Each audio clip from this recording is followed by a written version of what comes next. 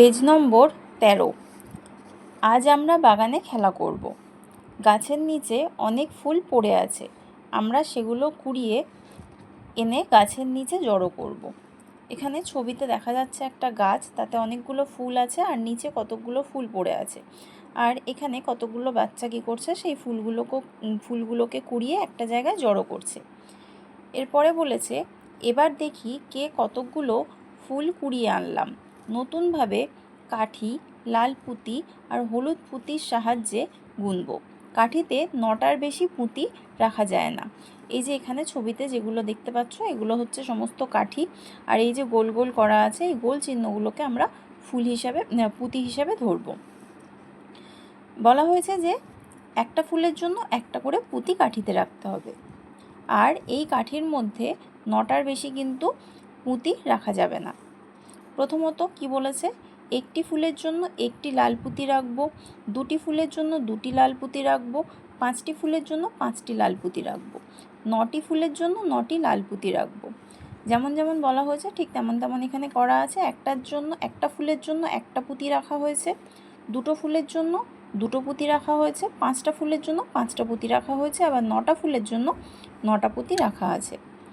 এখানে এই যে কাঠিটা দেখতে পেলাম, এটা কি কাঠি? এটা হচ্ছে একক কাঠি, যেমনটা এখানে লেখা আছে। উপরের কাঠিটা একক কাঠি।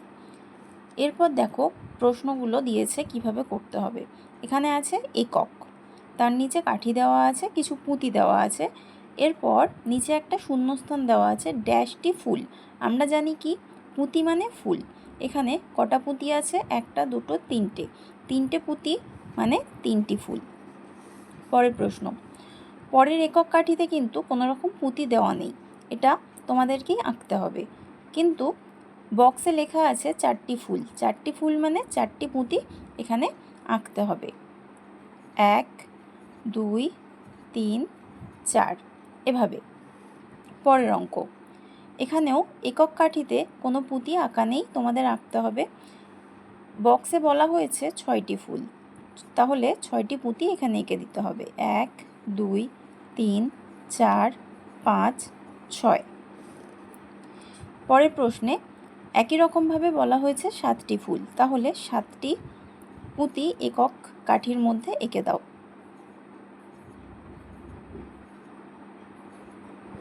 পরের প্রশ্নে একক কাঠিতে কতগুলো পুঁতি আঁকা আছে?